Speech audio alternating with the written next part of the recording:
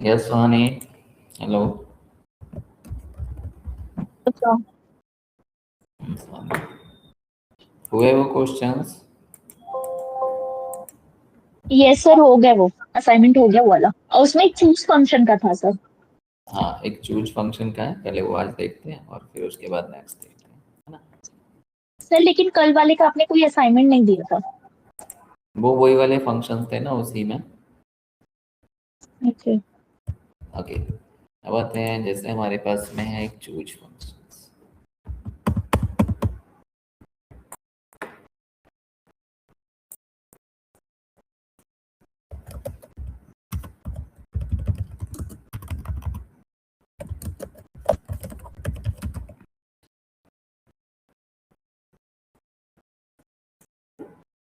तो choose functions में choose function में यहाँ पर अगर हम देखेंगे तो ये थोड़ा सा अलग टाइप का फंक्शन है। अब इसमें देखते हैं जैसे choose on the base of, ये क्या करता है, चूज द वैल्यू, ये वैल्यू चूज करता है, चूज द वैल्यू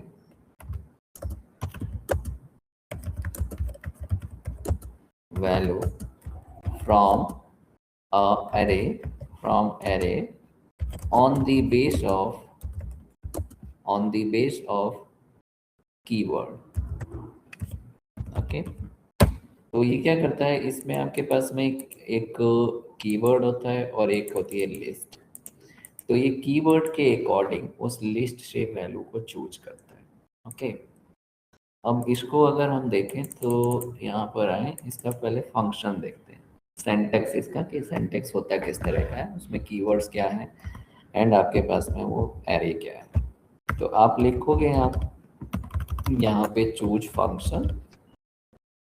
ओके, तो देखो सबसे पहले इसमें इंडेक्स नंबर दिया हुआ है, तो इंडेक्स नंबर ही वो कीवर्ड है। तो यहाँ पे आप इंडेक्स नंबर दोगे, इंडेक्स नम, और इंडेक्स नम के बाद आप यहाँ पे दोगे जैसे वैल्यू वन दे दिया, फिर आपने इसमें वैल्यू टू दे दिया, फिर यहाँ पे वैल्यू थ्री दे दिया, फिर यहाँ पे वैल्यू फोर दे दिया, फिर वैल्यू फाइव दे दिया। ऐसे आप यहाँ पर जितनी मर्जी उतनी वैल्यूज दे सकते हो। तो क्या होगा, अगर मान लो कि अगर आपके पास में इंडेक्स आता है वन, अच्छा एक बात याद रखनी है कि इंडेक्स मस्ट बी नंबर। जो इसमें आपने इंडेक्स दिया हुआ है ना, यहाँ पे पहला जो नंबर पे इंडेक्स लिखा हुआ है, ये हमेशा क्या होना चाहिए, हमेशा एक नंबर ही होना चाहिए। ओके, तो index must be a number, index must be number, ये इसका मेन पॉइंट है। ओके, तो यहाँ पे इंडेक्स में अगर वन दिया हुआ है तो यहाँ से जो, अब ये यहाँ से लिस्ट स्टार्ट होती है, इंडेक्स के बाद जो भी है वो उसका लिस्ट या फिर आप एरे कह सकते हो वो है। तो अंडर इंडेक्स अगर वन होगा तो यहाँ पे जो लिस्ट के अंदर जो पहली वैल्यू होगी वो आएगी। अगर इंडेक्स टू होगा तो जो इस लिस्ट के अंदर जो सेकंड नंबर पे होगी वैल्यू वो आएगी। तो यहाँ पे इंडेक्स के बेस पर ये जो बाद में लिस्ट आती है उससे वैल्यू को चूज करता है, तो इसीलिए इसको नेम दिया गया है चूज फंक्शन। ओके, क्योंकि ये इंडेक्स के बेस पर इंडेक्स जो होगा इस लिस्ट से वो वही वैल्यू को चूज करता है, तो इसीलिए इसको नाम दिया गया है इन चूज फंक्शन। इसको एक बार देखते हैं कैसे यूज करते हैं। तो जैसे हमारे पास में क्या है, हमारे पास में यहाँ पर एक सबसे पहले एक जैसे सीरियल नंबर दिया यहाँ पे, अगर हम लिखें सीरियल नंबर, हम सीरियल नंबर लिखते हैं और इसमें one two three four five, five तक के लिखते हैं। ओके, देन इसके बाद यहाँ पे क्या दिया हुआ है, इसके बाद हमें कुछ ना क्लॉथ दिया हुआ है मान लो, तो हमने यहाँ पे क्लॉथ ले लिए, क्लॉथ की लिस्ट दी हुई है, क्लॉथ की लिस्ट ले लिया यहाँ पे। ये कुछ आइटम्स दिए हुए हैं और इस क्लॉथ में जैसे हमें दिया हुआ है एक तो है जीन्स, तो हमने जीन्स ले लिया। देन आपके पास में इसमें हमें पैंट भी दिया हुआ है, तो हमने पैंट ले लिया, है ना। देन इसमें हमने शर्ट ले लिया, तो कुछ यहाँ पे हमें दिया हुआ है शर्ट, तो शर्ट ले लिया। देन हमें यहाँ पे दिया हुआ है साड़ीज, तो साड़ीज ले ली। देन हमें यहाँ पे दिया हुआ है जैकेट, तो यहाँ पे जैकेट ले लिया। ऐसे कुछ हमें ये सब चीज़ें दी हुई थी, तो हमने जैकेट ले लिया। ओके, अब क्या है, ये हमारे पास में एक लिस्ट, यहाँ पे एक जो ना एक कलर कोड दिया हुआ है। तो यहाँ पे हमारे पास में एक कलर कोड दिया हुआ है, और उस कोड में क्या है कि कलर के कोड है। अब हमारे पास में क्या है, एक टेबल एक दूसरी है जिसमें आपके पास में लिखा हुआ है कलर कोड। ओके, और यहाँ पे कलर कोड दिया हुआ है और उसके आगे कलर दिया हुआ है, ऐसा कुछ। तो हमारे पास में 3 ही कलर है, मान लो 1 2 3। और यहाँ पे हमें दिया हुआ है कि 1 का मतलब है रेड, तो यहाँ पे हम रेड ले लेते हैं। देन यहाँ पे 2 का मतलब है येलो, तो हम येलो लेते हैं। और 3 का मतलब है ब्लू, तो हम ब्लू ले लेते हैं। ये कलर कोड है इस तरीके से। और यहाँ पे हमें कलर कोड ही दिया हुआ है, तो 1 मान लो कि आपको यहाँ पे 2 दे दिया, 2 नहीं 3 दे दिया, है ना। देन 1 दे दिया, देन 2 दे दिया, देन आपके पास 3 दिया, देन 1 दे दिया, ऐसे कुछ दिया हुआ। ओके, अब आपको यहाँ से क्या करना है, यहाँ से यहाँ पे आपको कलर लाना है, ठीक है। तो कलर कोड के अकॉर्डिंग आपका यहाँ पे कलर आना चाहिए। तो कलर, अब देखो यहाँ पे लिखा है 3, तो 3 का मतलब है ब्लू, तो यहाँ पे क्या आना चाहिए, ब्लू आना चाहिए। देन यहाँ पे 1 है, तो 1 का मतलब क्या है, रेड, तो यहाँ रेड आना चाहिए, ऐसा कुछ आना चाहिए। तो अब देखते हैं कैसे इसको चूज फंक्शन की हेल्प से कैसे सॉल्व करते हैं। तो हम यहाँ पे लेंगे चूज फंक्शन। देखो यहाँ पे लिखा हमने चूज, तो ये चूज आ गया। चूज में हमने ले लिया यहाँ पे ये इंडेक्स, तो इंडेक्स क्या है, ये है ना कलर कोड, तो ये इंडेक्स हो गया। अगर ये आपके पास में 1 आता है, तो 1 का मतलब क्या है, रेड, तो हमने यहाँ पे लिख दिया रेड। अगर यहाँ पे 2 आता है, तो 2 का मतलब क्या होगा, येलो, तो हमने यहाँ पे दे दिया येलो। ओके, अगर यहाँ पर 3 आता है, तो 3 का मीनिंग क्या होगा, 3 का मीनिंग होता है आपके पास में ब्लू, तो हमने यहाँ पे ब्लू दे दिया। तो अब देखो यहाँ पे क्या है, अभी इंडेक्स जो आपने दिया है ये क्या है ना 3, तो ये आपके थर्ड प्लेस पर जाएगा। थर्ड पे क्या लिखा हुआ है, ब्लू, तो ब्लू आ जाएगा। अगर इंडेक्स 1 आएगा, तो 1 पे क्या है, रेड, तो रेड लिखा हुआ आ जाएगा। तो जो इंडेक्स होगा, ये जो आपने लास्ट में लिस्ट यानी वैल्यू दी है, ये उस नंबर उस प्लेस की वैल्यू को यहाँ पे चूज करके लाता है। ये हमारा चूज फंक्शन है ना। तो देखो यहाँ पे 3 था, तो यहाँ पे कितना आया, थर्ड प्लेस पे आपने ब्लू दिया था, तो ब्लू आ गया था। अब यहाँ पे 1 है, तो 1 का क्या है, रेड, तो रेड आएगा। 2 का क्या है, येलो, येलो आएगा। ये देखो इस तरीके से, है ना। तो यहाँ पे जो डेटा आ रहा है, यहाँ पे अगर 1 आएगा तो ये फर्स्ट वैल्यू देगा, 2 आएगा तो सेकंड वैल्यू देगा, और यहाँ पे थर्ड आएगा तो ये थर्ड वैल्यू देगा। तो that is the choose function option. According to index एक गिवन लिस्ट से ये वैल्यू चूज करके देता है, उसी को कहते हैं यहाँ पे चूज वैल्यू ऑप्शन। अच्छा, अगर यहाँ पे हमारे पास में ये डेटा दिया ही हुआ था, तो हम यहीं से सेलेक्ट कर सकते थे, तो हमें ये लिखने की जरूरत नहीं पड़ती, तो वो भी कर सकते थे। तो एक बार उसको भी करके देखते हैं कि अगर आपको एक कलर कोड की लिस्ट इस तरह से दी हो कहीं पे, या कुछ ही तरह का कोई डेटा अगर दिया हुआ है, तो उसको फिर लिखने की ज़रूरत नहीं है, लेकिन आपको उसको लॉक भी करना पड़ जाएगा। तो एक बार देखते हैं, जैसे हम चूज है, तो यहाँ पे हमने इक्वल साइन लगाया। ये इक्वल साइन आपका माइनस से भी, कोई भी फंक्शन माइनस साइन से भी चल सकते हैं, इक्वल से भी चल सकते हैं, और प्लस से भी चल सकते हैं। ओके, लेकिन हम ज़्यादातर फर्स्ट प्रेफरेंस किसको देते हैं, इक्वल साइन को। अदरवाइज देखो चूज फंक्शन यहाँ पे लिखता हूँ माइनस, और यहाँ पे चूज लिखता हूँ, तब भी ये लिस्ट आएगी। अगर हम यहाँ पे लिखें प्लस और फिर चूज लिखता हूँ, तो भी ये लिस्ट आएगी, है ना। और इक्वल साइन लिखें तो भी ये लिस्ट आएगी। तो कोई भी फंक्शन अभी तक हम इक्वल साइन से ही करते आए हैं, बट वो माइनस से भी चल जाते हैं और प्लस से भी चल जाते हैं, क्लियर है। तो ऑपरेटर के बाद भी वो चल जाते हैं। ओके, तो यहाँ पे हमने चूज फंक्शन लिखा। अब चूज फंक्शन में ये दिया, अगर यहाँ पे 1 आता है, यहाँ पे 1 आता है, तो फर्स्ट प्लेस का मतलब क्या है, रेड, तो रेड यहाँ से क्लिक कर लिया। अब यहाँ से अगर आपने इससे रेफरेंस दिया है, तो रेफरेंस को नीचे ड्रैग भी करना है, तो ड्रैग करेंगे तो ये रेड जो होगा येलो बन जाएगा, फिर ब्लू बन जाएगा, वो नहीं करना है आपको, तो इसलिए इसको लॉक करना होगा। तो लॉक कर देंगे, फिर कॉमा लगाएंगे। अगर 2 है तो क्या है, येलो है, तो उसको भी लॉक करेंगे। और अगर 3 है तो ब्लू है, तो इसको भी लॉक करेंगे। तो आपके पास में अगर ऐसे कोई लिस्ट दी हुई है तो सबसे बेस्ट है कि आप वहीं से चूज कर लो और उसको लॉक भी करो। अब यहाँ पे दिया तो देखो ये आ गया, है ना। तो ये क्यों आया, क्योंकि 3 पर क्या था, 3 पे आपने ये ब्लू सेलेक्ट किया था, ये ब्लू, तो ये ब्लू था, तो ये थर्ड प्लेस पर ये इंडेक्स देखा इसने 3 है, तो इस लिस्ट में थर्ड प्लेस पे गया और वहां से उसने आंसर दे दिया। तो ये आपको इस तरीके से नजर आ जाएगा, देखो ये आ गया आपके पास, है ना। तो इस तरीके से इसको परफॉर्म किया जा सकता है। ओके, अब आते हैं एक दूसरे तरीका। ये तो बहुत इजी हो गया, जस्ट इसकी फंक्शनैलिटी किस तरह से वर्क करती है वो चीज़ हमने देखी है, मतलब इसके थ्रू हम कैसे चूज वर्क करता है वो देखा है। लेकिन इसको अभी दूसरे तरीके से देखते हैं। तो अब देखो यहाँ पर आपके पास में क्या है, कि मान लो कि यही आपके पास में ये डेटा दिया हुआ है, यही डेटा दिया हुआ है। ओके, अब दूसरे तरीके से इसको यूज, तो दूसरे तरीके से देखोगे तो हमने हमारे पास में एक ये डेटा दिया हुआ और ये यहाँ पे ऐसे सेल्स दिया हुआ, सेल्स। ओके, और इसका सेल्स क्या प्राइस ले लेते हैं, प्राइस। ओके, तो जीन्स हमारी 1500 की है, पैंट जो है लाइक 1000 की आपने दे दिया, शर्ट जो है वो 1200 की है, साड़ी जो है वो 3000 की है, एंड जैकेट भी हमारा 2500 का है। ओके, ये हमने यहाँ पे कर लिया।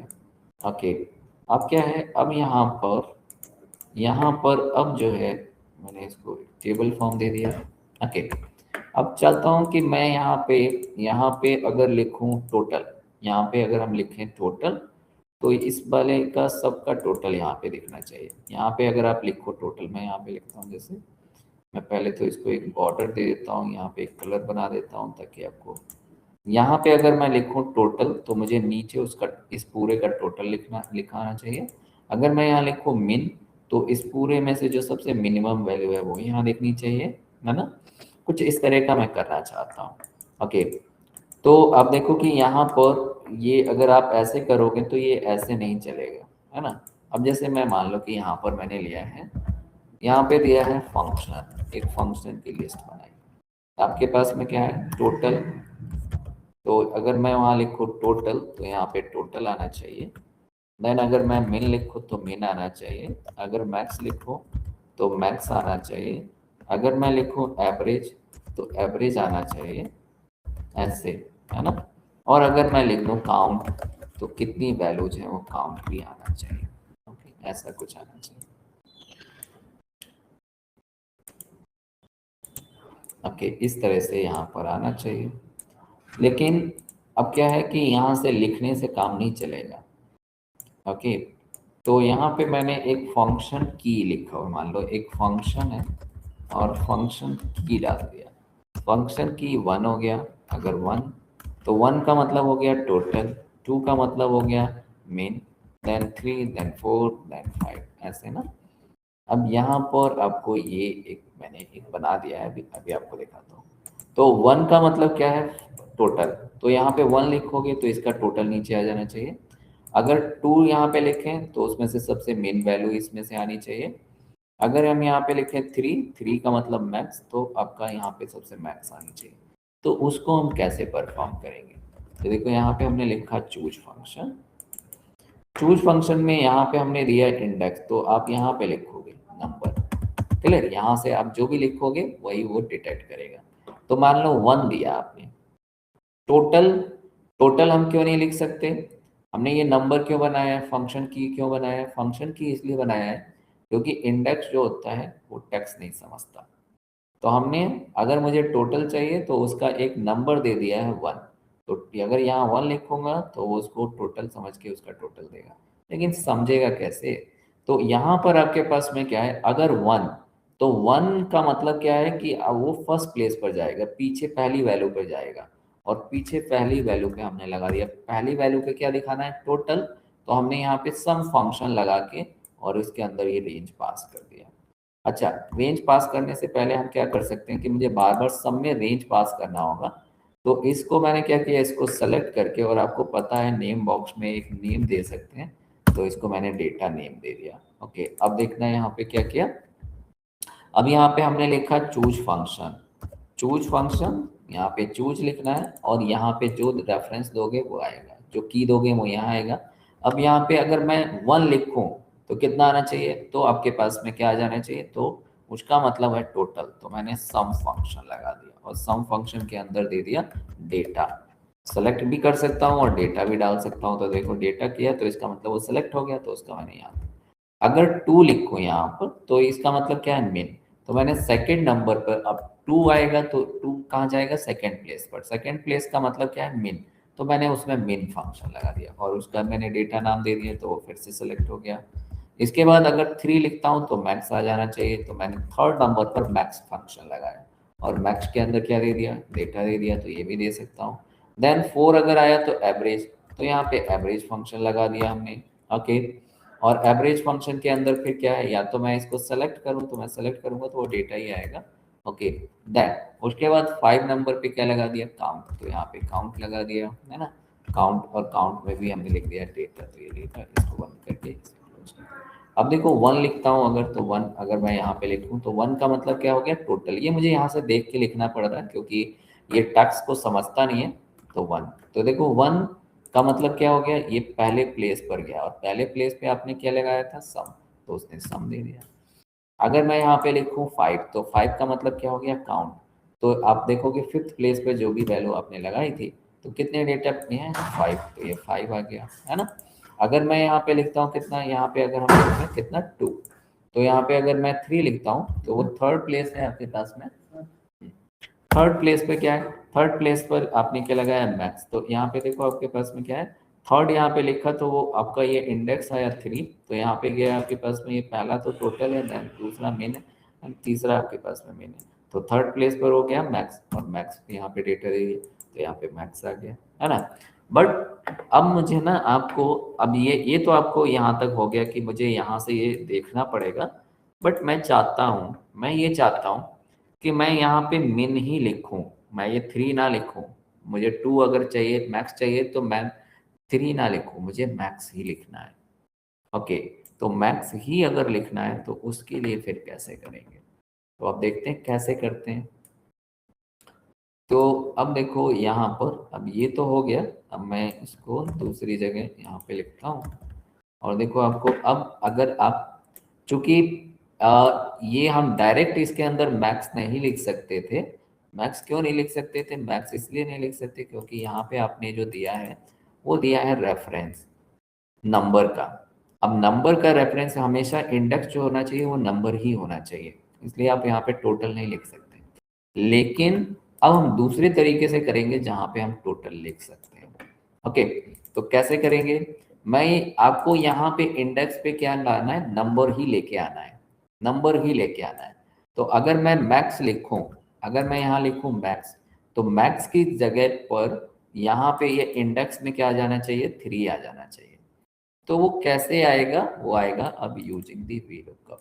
तो देखो वी लुकअप यहाँ पे यूज करेंगे। तो वी लुकअप आप देखोगे तो चूज के अंदर हम वी लुकअप यूज करते हैं। तो यहाँ पे हमने क्या किया, यहाँ पे लिखा वी लुकअप। वी लुकअप किसका लुकअप करना है, जो यहाँ पे लिखोगे उसका लुकअप करना है। ओके। कहाँ से लुकअप करना है, इस टेबल से लुकअप करना है, तो वो टेबल सेलेक्ट कर लिया। अगर यहाँ पे लिखो आप टोटल, तो क्या आ जाना चाहिए, तो यहाँ पे आना चाहिए 1। तो कौन से कॉलम में उसका आउटपुट है, आपका है सेकंड कॉलम में। तो मैंने यहाँ पे दे दिया सेकंड और यहाँ पे लिख दिया 0। ये आपने ऐसे एंटर कर दिया। तो देखो अब यहाँ पे अगर मैं लिखता हूँ टोटल, यहाँ पे अगर हम लिखें टोटल, तो टोटल अगर यहाँ पे लिखोगे तो वी लुकअप क्या करेगा, तो यहाँ पे अगर आपने दिया टोटल, देखो यहाँ पे लिखा टोटल, तो वी लुकअप ने इस टेबल से, इस टेबल में वो सर्च किया कि टोटल, और टोटल का यहाँ पे सर्चिंग हो गया। और कौन से कॉलम का आउटपुट ले लिया आपने, सेकंड कॉलम का आउटपुट ले लिया। तो यहाँ पे कितना आ गया, वी लुकअप टोटल का मतलब 1, है ना। तो टोटल का मतलब 1 देगा। तो यहाँ पे देखो वी, इस पूरे वी लुकअप की जगह क्या आ गया, 1। और ये चूज का बन गया इंडेक्स, तो वो सेकंड फर्स्ट प्लेस पर गया और उसने क्या दे दिया, उसने टोटल दे दिया। अगर देखो आपके पास मैं ऐसे टोटल करता हूँ, देखो आपको अलग से करके दिखाता हूँ टोटल। तो टोटल की जगह मुझे टोटल का यहाँ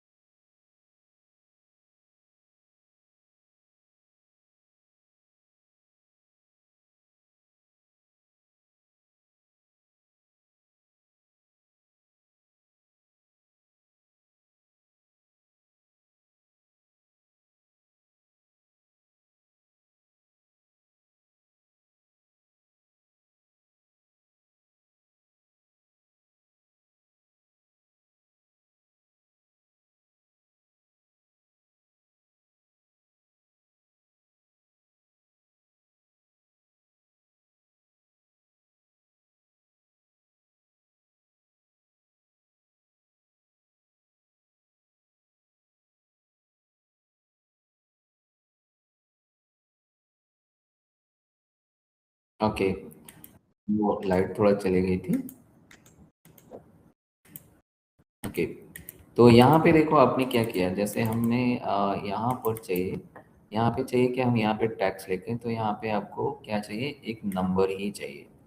तो हमने चूज के अंदर VLOOKUP फंक्शन की हम यहाँ पे कोई भी टेक्स्ट लिखें तो उसका इक्विवेलेंट नंबर वहाँ आना चाहिए। तो कैसे आ रहे हैं वो आपके पास में, जैसे हम यहाँ पे VLOOKUP लें, VLOOKUP, तो VLOOKUP में आपको सर्च क्या करना है, टोटल। अब वो यहाँ पे ये दिया हुआ है, अब यहाँ पे मैं VLOOKUP का मुझे क्या चाहिए, इक्विवेलेंट नंबर चाहिए। तो इक्विवेलेंट नंबर उसका किस में दिया हुआ है, कॉलम नंबर 2 में दिया हुआ है। तो हम यहाँ पे 2 ले रहे हैं और एग्जैक्ट मैच, तो देखो आपको क्या आया, आपको यहाँ पे लिखता हूँ मैं टोटल, तो आपको 1, तो उसका इक्विवेलेंट नंबर आ जाता है ना। तो वो इक्विवेलेंट नंबर अब यहीं पे मैंने इसको ये लिख दिया है। तो एक्चुअली में आप लिख रहे हो टोटल, बट आ रहा है वहाँ पे 1, और चूज फंक्शन को क्या पता है, उसको तो इंडेक्स पे 1 चाहिए। तो यहाँ पे आप यहाँ पे ऊपर लिख रहे हो टोटल, बट यहाँ पे आ रहा है 1, और वो फर्स्ट फंक्शन 1 आ रहा है, तो 1 पे जा रहा है टोटल में, फर्स्ट प्लेस पे जो लिखा हुआ है टोटल, तो वो इसका टोटल कर दे रहा है ना।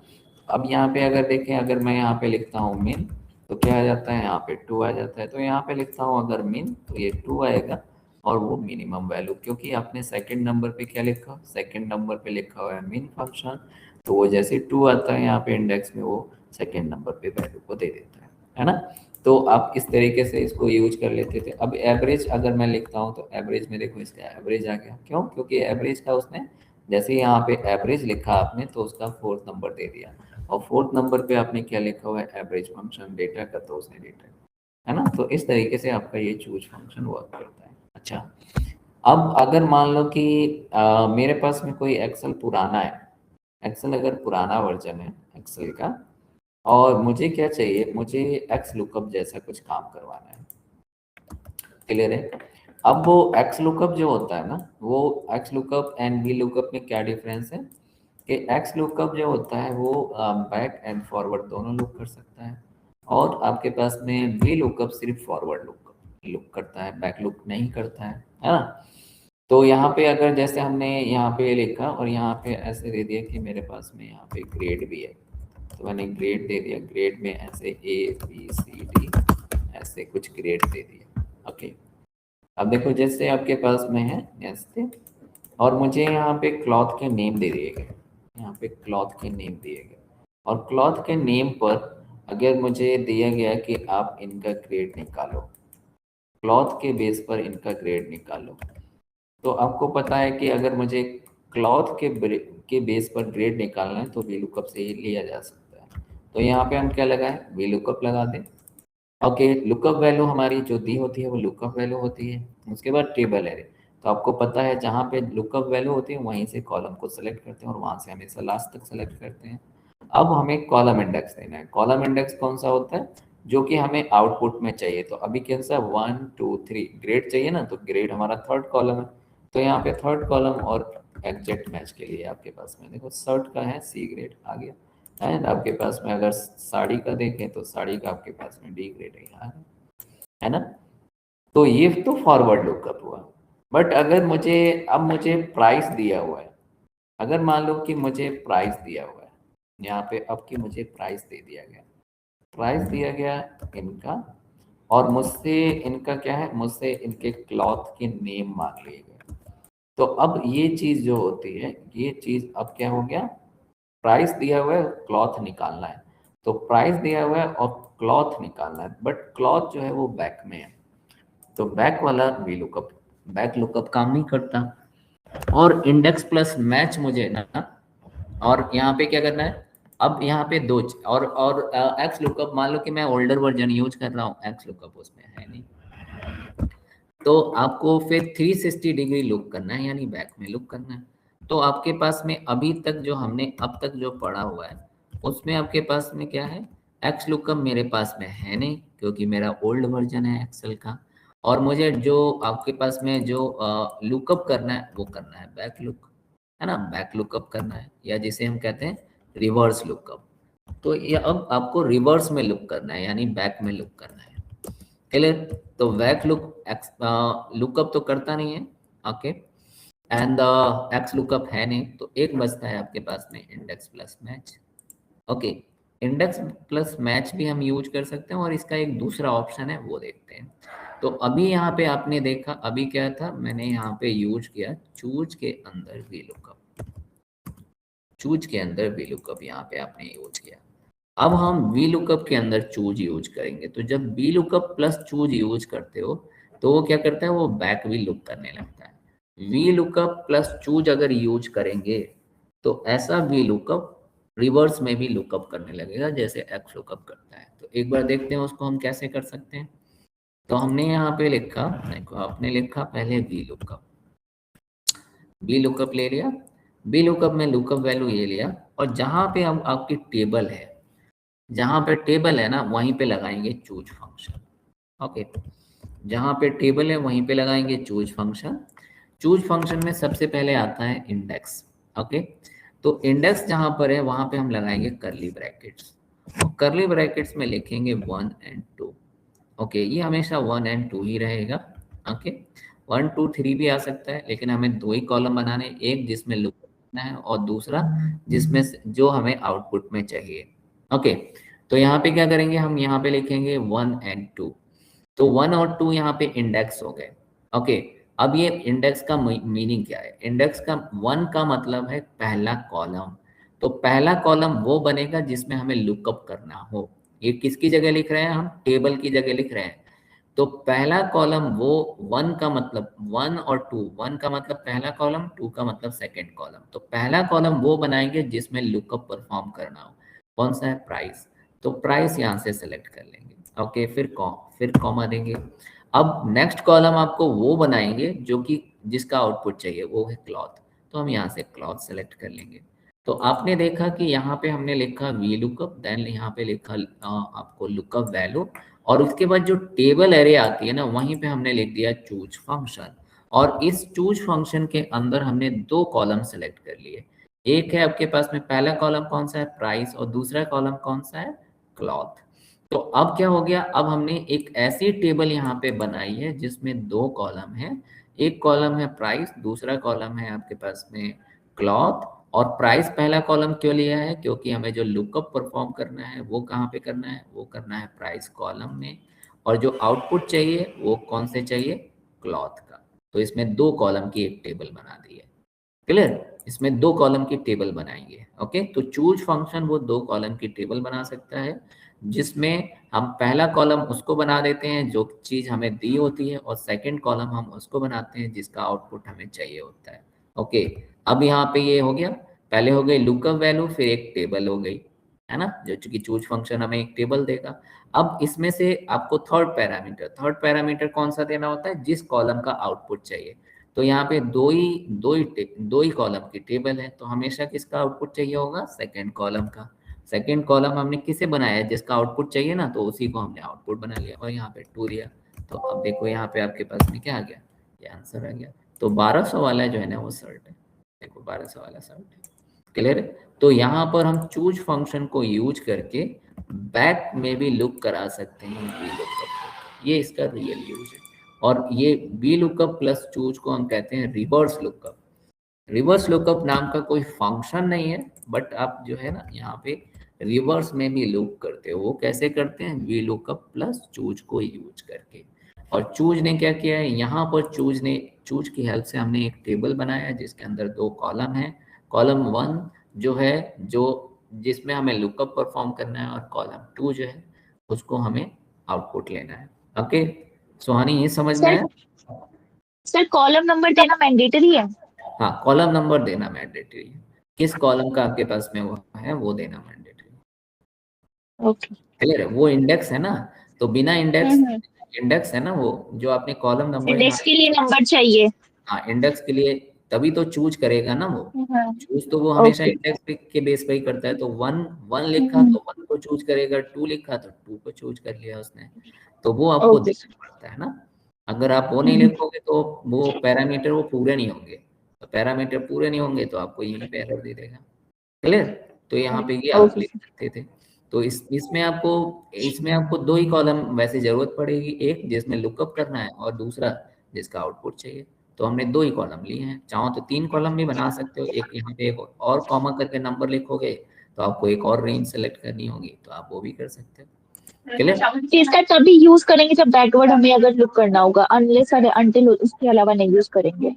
अगर देखो आपको फॉरवर्ड लुक करना है तो फिर इसकी जरूरत ही नहीं है, तो वी लुकअप ऐसे ही कर वही देगा, तो, है ना। वो तो है। यूज करना है जब आपके पास में क्या हो, बैक में लुक करना है। और मान लो कि ठीक। एक्स लुकअप आपने एक्सेल पुराना वर्जन है, उसमें एक्स लुकअप है ही नहीं, हम्म, और इंडेक्स प्लस मैच थोड़ा सा कॉम्प्लिकेटेड है, तो फिर ये ले लो, वो सबसे बेस्ट है। ये छोटा सा है, बिल्कुल छोटा सा। इंडेक्स प्लस मैच होता तो ये काफी लेंदी होता, थोड़ा सा हाँ वो सेंटेक्स, काफी लेंदी होता है। हाँ वो सेंटेक्स बड़ा हो जाता है, तो ये इजी है। तो इस तरीके से हम चूज फंक्शन को यूज कर सकते हैं, है ना। ओके। टेक्स्ट अब लुकअप का अल्टरनेट है। ये एक्स लुकअप का अल्टरनेट है, इसको कहते हैं reverse lookup. Choose plus lookup, V lookup plus choose, lookup plus choose. हाँ, तो वो वी लुकअप हो जाता है। ओके, यहाँ पे आते हैं चूज। अब देखते हैं इसमें हमारे पास में क्या है। हमारे पास में एक फाइनेंशियल फंक्शन की कैटेगरी है। जैसे आप बीकॉम के हो तो इसमें फाइनेंशियल फंक्शन की कैटेगरी है, फाइनेंशियल फंक्शंस। ओके,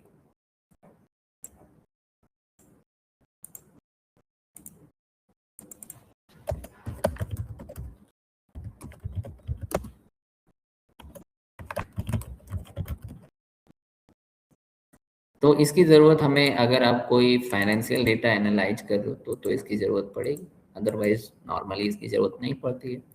तो इसमें जैसे आपके पास में क्या है, हमारे पास में है एक, जैसे आपको यहाँ पे निकालना हो मंथली, मंथली इंटरेस्ट निकालना हो, है ना। तो उसको हम कहते हैं पीएमटी, पीएमटी, पीएमटी, यानी मंथली पेमेंट ट्रांजेक्शन्स, है ना, मंथली पेमेंट। ओके, देन आता है आपके पास में, जो हम अगर मान लो कि मैंने कोई लोन लिया है और उसमें मैं मंथली पेमेंट कर रहा हूँ, तो उस मंथली पेमेंट में 2 चीज़ें होती हैं, है ना। उस मंथली पेमेंट में आपके पास में 2 चीज़ें होती हैं। अगर कोई भी, अगर आप लोन लेते हो और उसको आप मंथली एक किस्त बना लेते हो, जैसे हम किस्त कहते हैं हिंदी में, इंस्टॉलमेंट, तो उस इंस्टॉलमेंट में 2 चीज़ें होती हैं। एक एक होती है आपकी प्रिंसिपल वैल्यू, और दूसरा होता है उसमें इंटरेस्ट, है ना। तो प्रिंसिपल वैल्यू प्लस इंटरेस्ट आपकी मंथली पेमेंट होती है। तो अगर मंथली पेमेंट मेरा 5,000 है, माने कोई लोन लिया है और मंथली पेमेंट उसमें 5,000 है, तो उसके अंदर 2 चीज़ें होंगी। एक प्रिंसिपल वैल्यू, तो उसको कहते हैं पीपीएमटी। ओके, पीपीएमटी का मतलब प्रिंसिपल मंथली पेमेंट। और दूसरा होता है आपके पास में इंटरेस्ट, यानी आईपीएमटी। ओके, आईपीएमटी यानी इंटरेस्ट पर मंथ। ओके, देन, तो आप अगर अगर आपने कोई भी लोन लिया है, आप कितना इंस्टॉलमेंट बनेगा वो कैलकुलेट करना चाहते हो, तो उसके लिए पीएमटी यूज कर सकते हो। अगर आप उसमें देखना चाहते हो कि उसमें प्रिंसिपल वैल्यू मेरी कितनी है, एक मंथली पेमेंट जितना कर रहा हूँ उसमें प्रिंसिपल वैल्यू कितनी है, तो पीपीएमटी। उसमें मंथली इंटरेस्ट कितना है, तो आईपीएमटी। ओके, देन इसके बाद आता है, अगर मान लो कि मुझे लोन लेना है, लोन लेना है, तो लोन आपका ऐसा नहीं है कि आपने कह दिया कि मुझे इतना लोन दे दो तो उतना लोन दे देंगे, नहीं, ऐसा तो नहीं होता। तो वो क्या करते हैं, वो आपकी कैपेसिटी देखते हैं पहले, तो वो आपसे बहुत सारी चीज़ें मांगते हैं, जैसे सैलरी स्लिप लेके आओ, आपकी सैलरी कितनी है। तो जनरली आपको अपनी सैलरी का 50% ही आपको लोन मिलता है। ओके, तो वो क्या करते हैं, वो आपकी सैलरी के हिसाब से देखते हैं कि ये कितना पे कर सकते हैं पर मंथ, सैलरी के हिसाब से पर मंथ कितना पे कर सकते हो। तो जितनी भी सैलरी होती है उसमें से आप 50% ही जनरली पे करने का होता है, क्योंकि आप कुछ तो खर्च भी करोगे ना। अब पूरी की पूरी, मैं मान लो कि मेरी 20,000 सैलरी है, तो मैं 20,000 आपका इंस्टॉलमेंट कोई थोड़ी बनवा सकता हूँ। फिर आप कहीं आते जाते हो, कुछ खाने पीने में खर्च करोगे, कुछ रहने होने में खर्च करोगे ना। तो मैक्स टू मैक्स जो होता है वो 50% सैलरी का आपको इंस्टॉलमेंट। इससे ज़्यादा आप कहोगे भी तो भी वो जल्दी नहीं करते हैं, और ज़्यादा से ज़्यादा 60%, इससे ऊपर तो वो कभी जाएंगे ही नहीं, है ना। वैसे 50% ही होता है इसका, है ना। तो आप क्या करना है कि अगर मेरी सैलरी, अगर मेरे पास में मेरी सैलरी अगर मैं कहता हूँ कि मैं जो है मान लो कि 10,000 पर मंथ इंस्टॉलमेंट दे सकता हूँ। अगर मैं अपनी सैलरी मान लो कि मेरी सैलरी 20,000 है और उसमें से 10,000 मैंने ये डिसाइड किया है कि मैं 10,000 तक इंस्टॉलमेंट दे सकता हूँ, तो फिर मैं कितने का मैक्स टू मैक्स लोन ले सकता हूँ। ओके, तो वो आपके पास में कहलाता है पीबी, यानी प्रिंसिपल वैल्यू। ओके, तो यहाँ पर हम कैलकुलेट करते हैं कि आपकी कैपेसिटी कितनी है पे करने की, उसके बेस पर आपको टोटल लोन अमाउंट कितना मिल सकता है, उसको कहा जाता है पीवी।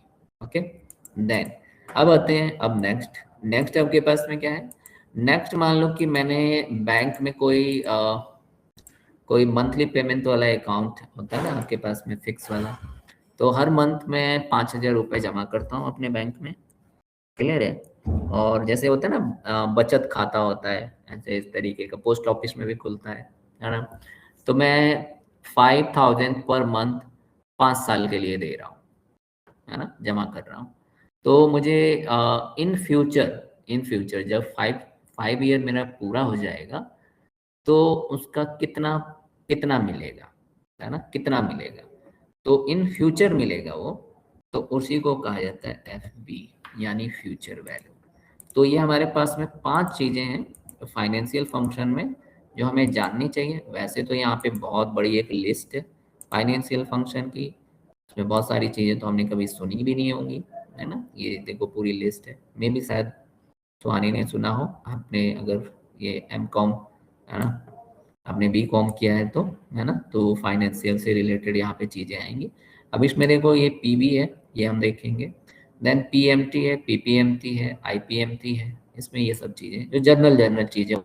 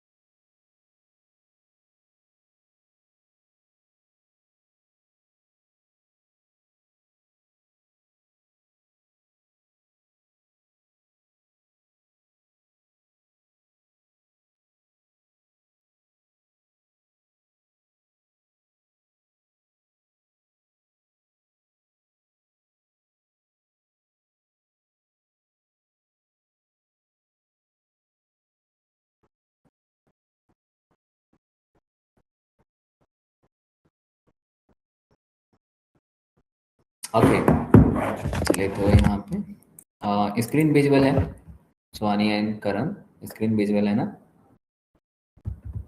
Yes sir. ओके, तो सबसे पहले पीएमटी फंक्शन देखते हैं। पीएमटी का मतलब होता है मंथली पेमेंट, यानी मंथली पेमेंट मतलब आपने कोई लोन लिया है तो अगर इंस्टॉलमेंट पे कर रहे हो तो उसका मंथली पेमेंट आप कितना कर रहे हो उसी को कैलकुलेट करना है। तो चलिए, तो हमने यहाँ पे लिया कि मेरे पास में मैंने एक लोन ले लिया, यहाँ पे हमने लोन लिया और लोन मैंने ले लिया है लाइक 5 लाख का। ओके, तो 5 लाख का हमने लोन लिया हुआ है। ओके, देन इसके बाद ये लोन जो है कितने टाइम के लिए आपने लिया हुआ है, तो यहाँ पे हमारे पास में टाइम भी पहले डिसाइड होता है ना। तो मैंने ले लिया 6 ईयर के लिए ये लोन लिया हुआ। ओके, और एक चीज़ और होती है कि इंटरेस्ट रेट क्या है ना। तो हमने इंटरेस्ट रेट भी ले लिया इसमें, इंटरेस्ट रेट, है ना। तो इंटरेस्ट रेट जो है लाइक अभी मान लेते हैं 8% मान लिया।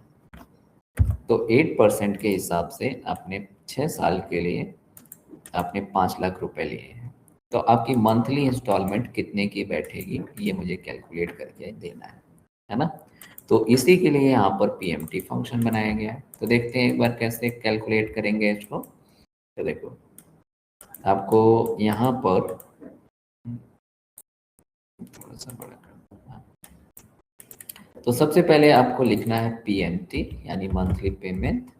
ओके, अब देखो आपको सबसे पहले, अच्छा इसमें मैं इसका सिंटैक्स भी लिख देता हूँ ताकि आपको इजी पड़े चीज़ों को समझने में।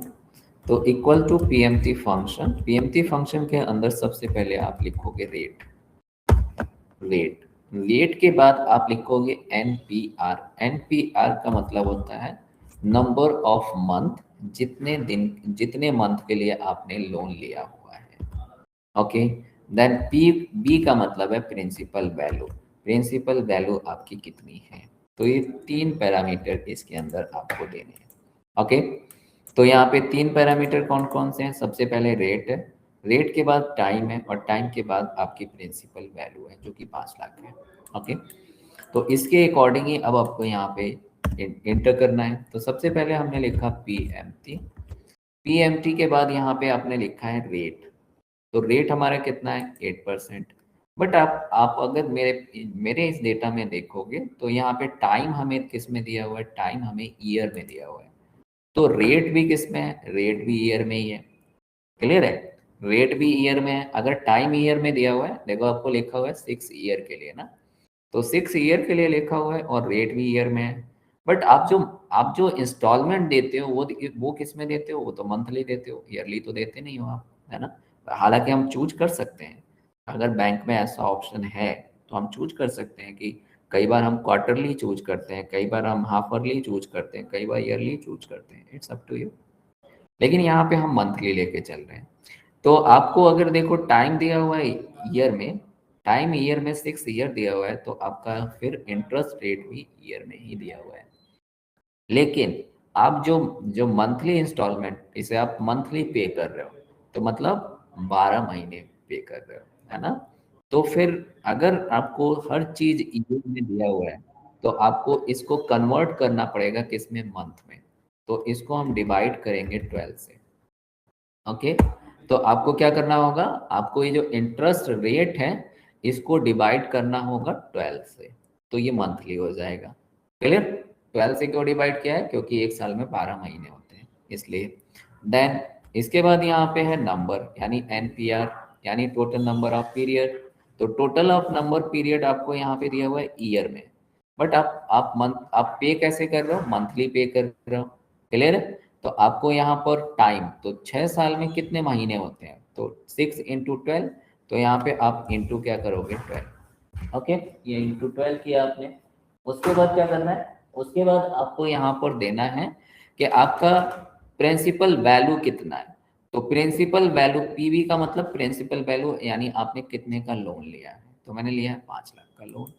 लेकिन आपको ये जो लोन आप जो दे रहे हो ना, जो 5 लाख का आपने लोन दिया हुआ है, ये हमेशा माइनस में लेना है। माइनस में क्यों लेना है, क्योंकि जब आप पहले महीने का लोन चुका दोगे तो उतने पैसे क्या होंगे, आपके टोटल में से घट जाएंगे। तो ये क्या है, ये जो प्रिंसिपल वैल्यू है ये हर महीने कम होती चली जाएगी। आपने अगर अगर मान लो कि मैंने 5 लाख का लोन लिया है, पहले महीने मेरे जितना भी पहली किस्त आई, मान लो 20,000 की किस्त आ गई, तो अब अगले महीने लोन में कितना बचा, लोन में वैसे आइडियली कितना बचना चाहिए, अगर मैंने 5,000 का, अगर मैंने 5 लाख का लोन लिया है, एक महीने चुका दिए हैं, तो जो चुका दिया है वो तो घट जाएगा ना।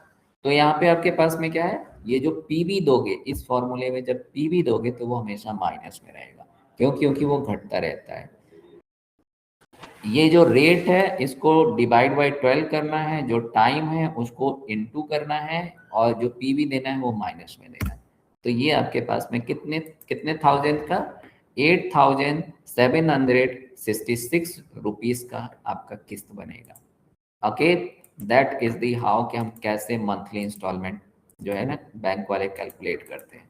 क्लियर, इस तरह से कैलकुलेट कर सकते हैं। अगर आप बैंक में हो तो आप इस तरह से आप भी कैलकुलेट कर सकते हो। ओके, सबसे पहले क्या देना है आपको, यहाँ पर देना है कि आप, क्योंकि वहाँ पे हर चीज़ ना ईयरली बताई जाती है, तो उसको क्या करना है, इंटरेस्ट रेट ईयरली बताया गया है, अगर ईयरली बताया गया तो डिवाइड बाई 12 करना है, टाइम को इंटू 12 करना है क्योंकि टाइम मंथ वाइज करना है, और यहाँ पे ये जो इंस्टॉलमेंट आप यहाँ पे जो प्रिंसिपल वैल्यू दोगे उसको माइनस में देना है, क्योंकि वो डिक्रीमेंट में चलेगी। तो इस तरह से आप यहाँ पे कर सकते थे। सुहानी ये क्लियर है, ये समझ में आया? करण, सुहानी क्लियर है ये? Yes sir. ओके, तो ये तो हो गया पीएमटी। अब आपको एक चीज पता है कि एक बार जो हमारी इंस्टॉलमेंट डिसाइड हो गई वो डिसाइड हो गई, वो चेंज नहीं होती। क्लियर है?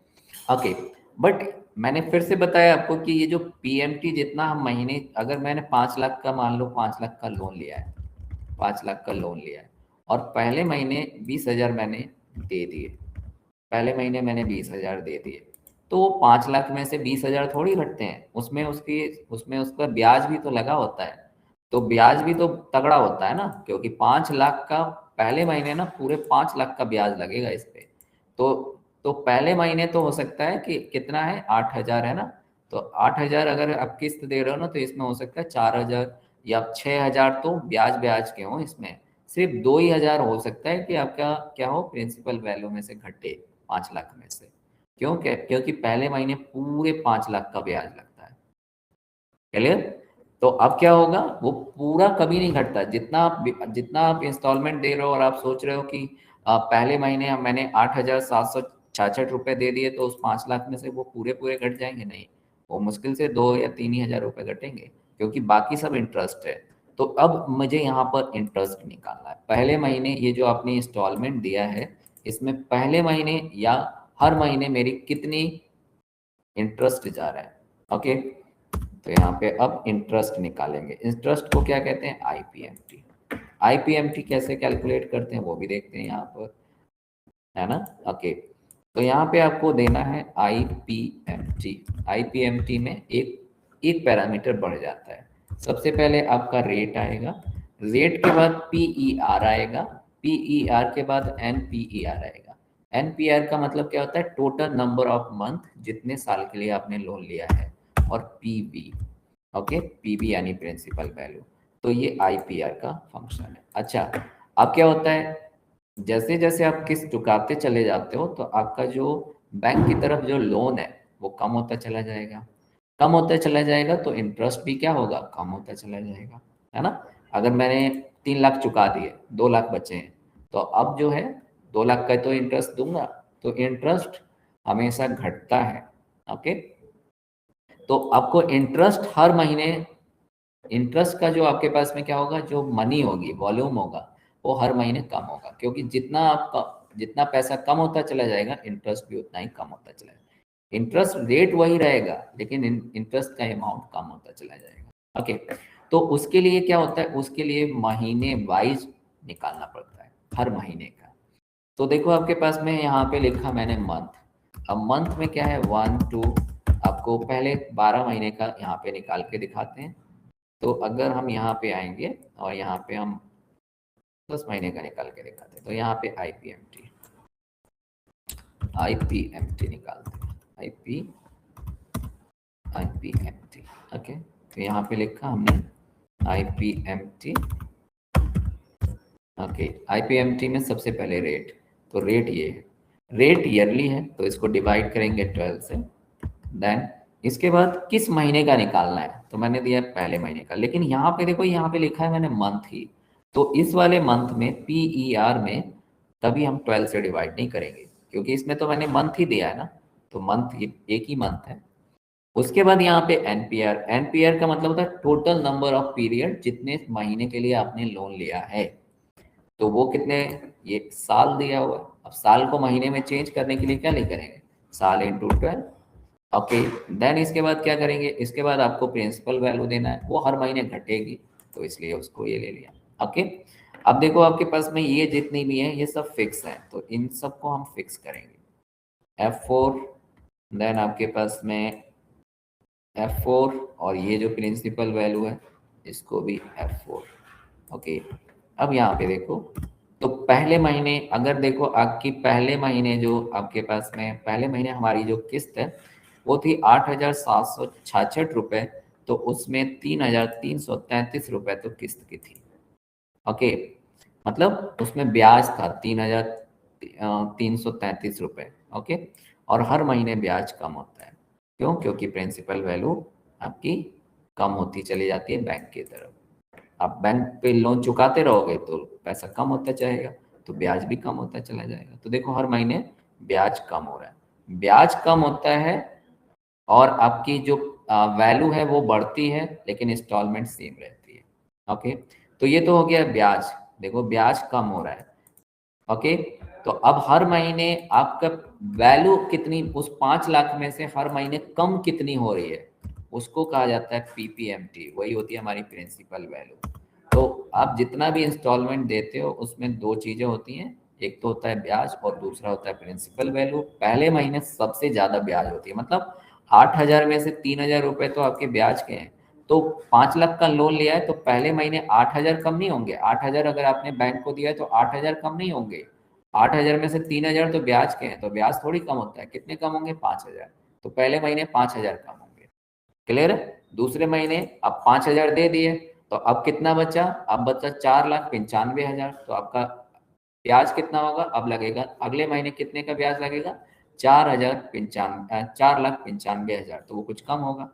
फिर आप चुका दोगे तो फिर 5,000 और मान लो कम हो गए। तो अब अगले महीने कितने का इंटरेस्ट लगेगा? 4,90,000 का। तो वो कम होते चले जाएंगे, तो इसीलिए वो कम हो रहे हैं। देखो अब लेते हैं प्रिंसिपल वैल्यू। तो प्रिंसिपल वैल्यू में भी क्या है, एक चीज कम होगी तो प्रिंसिपल वैल्यू में हर बार हर महीने आपकी प्रिंसिपल वैल्यू बढ़ती है। प्रिंसिपल वैल्यू क्या होती है? हर महीने बढ़ती है, क्योंकि किस्त तो सेम ही रहती है ना। तो एक चीज कम हो रही है तो दूसरी चीज हमेशा बढ़ेगी, तो उसी को कहते हैं पीएमटी। ओके, तो एक्चुअली में जो लोन में से जो कम होता है ना, वो होता है आपकी पीएमटी वैल्यू। ओके, तो पीएमटी कैसे निकालेंगे? देखिए, पीएमटी, पीपीएमटी, पीएमटी तो मंथली इंस्टॉलमेंट हो गया है। अब ये मंथली इंस्टॉलमेंट में दो चीजें, आईपीएमटी एंड पीएमटी। तो ये पीपीएमटी निकालना है हम। पीपीएमटी, तो पीपीएमटी में रेट है, रेट हमेशा डिवाइड बाई 12 होगा, क्योंकि ये ईयरली है। इसके बाद किस महीने का पीएमटी, क्योंकि पीपीएमटी हर महीने चेंज होगा और आईपीएमटी भी हर महीने चेंज होगा, है ना। जितना चुकाते रहोगे उतना कम होता चला जाएगा। ओके, तो यहाँ पे एनपीआर, एनपीआर का मतलब क्या है? Total number of period. तो total number of period into 12, total number of period हमेशा इंटू 12 रहेगा। और उसके बाद माइनस पीएमटी, क्योंकि ये कम होगा। तो ये हमने ले लिया। अब इसके बाद इसको क्या करेंगे? इसको हम लॉक करेंगे, क्योंकि नीचे हर महीने का मुझे चाहिए, तो इसको हमने लॉक कर दिया है। इसको भी हमने लॉक कर दिया। जो चीज ऊपर यहाँ पे दी हुई है वो सब फिक्स है, उसको हमने लॉक किया है। एक ही चीज चेंज हो रही है, वो है मंथ। मंथ को हमने यहाँ पे, तो देखो पहले महीने हमारा क्या था? पहले महीने जो प्रिंसिपल वैल्यू थी वो थी आपकी 5,000 रुपये। तो आपके लोन में 5,400 रुपये कम हुई है, जबकि आपने दिया 8,766 रुपये। तो वो उसमें से 3,333 रुपये जो थे वो ब्याज के थे, तो वो कम नहीं होंगे। क्लियर है? सिर्फ प्रिंसिपल वैल्यू ही कम होगी। तो प्रिंसिपल वैल्यू ये वाली है। प्रिंसिपल वैल्यू हर महीने बढ़ती है और ब्याज हर महीने कम होता रहता है। क्यों? क्योंकि आपकी टोटल वैल्यू कम होती है। ब्याज आप पैसे चुकाते रहोगे, टोटल वैल्यू कम होती चली जाएगी, तो ब्याज भी कम होता चला जाएगा। क्लियर है? यस, क्लियर है श्वानी? ये क्लियर है? Yes sir. ओके, अब आते हैं नेक्स्ट में। नेक्स्ट आपके पास में क्या है कि अगर मान लो कि मैं हर महीने 15,000 रुपये, अब देखते हैं पीबी। पीबी का मतलब होता है प्रिंसिपल वैल्यू। जब आपको लोन लेना होता है ना, तो आप जाके कहते हो कि मुझे 5 लाख का लोन चाहिए, तो वो ऐसे नहीं मिलेगा। पहले वो आपको देखेंगे कि आप कितना चुका सकते हो। तो यहाँ पे आपका इंस्टॉलमेंट, आप कितना चुका सकते हो। तो मैंने इंस्टॉल कर लिया, मान लो कि इंस्टॉलमेंट है। तो यहाँ पे इंस्टॉलमेंट मान लो आप हर महीने 15,000 रुपये चुका सकते हो। 15,000 रुपये मतलब 15,000 किस्त में दे सकते हो। 6 साल का लोन चाहिए आपको और 8% रेट है। तो आपको कितना मैक्स टू मैक्स लोन मिल जाएगा, वही होता है प्रिंसिपल वैल्यू। प्रिंसिपल वैल्यू मतलब कितना लोन मिल जाएगा, है ना। तो अब आपने कहा कि मैं हर महीने 15,000 रुपये लगभग मैं चुका सकता हूँ। आपके कहने से तो खैर नहीं होगा, वो तो सैलरी पूछेंगे और खुद कैलकुलेट करेंगे कि ये महीने वाइज कितना मैक्सिमम दे सकते हैं अपनी सैलरी का, जो कि कभी भी 50% से ज़्यादा नहीं होगा। ओके, देन अगर मेरी सैलरी 50,000 है तो मैं मंथली पेमेंट 25,000 तक कर सकता हूँ मैक्सिमम। अगर मैं ये कह दूं कि नहीं मैं 40,000 कर लूंगा, नहीं, आपके कहने से नहीं होगा।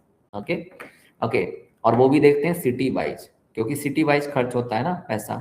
क्लियर है? यहाँ पे सिटी में अगर आप देखोगे तो रूम है 10,000 का, किसी रूरल आप देहात एरिया में जाओगे वहाँ पे 2,000 3,000 में मिल जाएगा।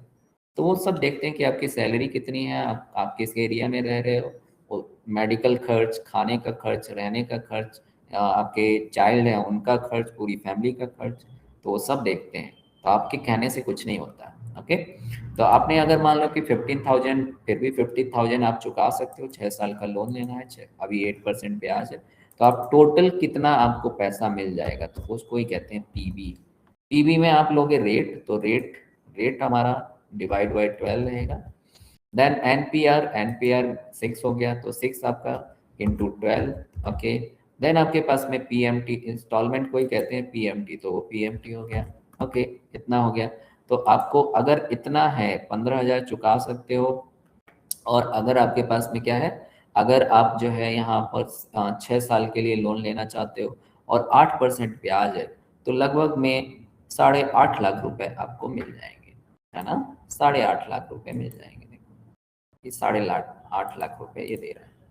क्लियर? इकाई, दहाई, सैकड़ा, हजार, 10,000, लाख, तो 8.5 लाख रुपए दे रहा है। और ये माइनस में क्यों आया? क्योंकि इसमें जो आपने ये वाला माइनस में नहीं लगाया था। तो इतना मिल जाएगा आपको इस सिनेरियो में। आपको अगर 15,000 आप इंस्टॉलमेंट बनवा सकते हो, 6 साल के लिए लोन लेना है, और आपके पास में है 8% ब्याज, तो नियरली आपको 8.5 लाख रुपए मिल जाएंगे। ओके, तो इस तरीके से हम यहाँ पे पीबी कर सकते हैं। ओके, अब देखते हैं नेक्स्ट। नेक्स्ट हमारे पास में है एफबी। एफबी में क्या है, मैंने कोई बचत खाता खोला हुआ है और उसमें मैं हर महीने कुछ सेविंग करता हूँ। तो मैं यहाँ पे मैं हर महीने मान लो कि 2,000 रुपये सेव करता हूँ।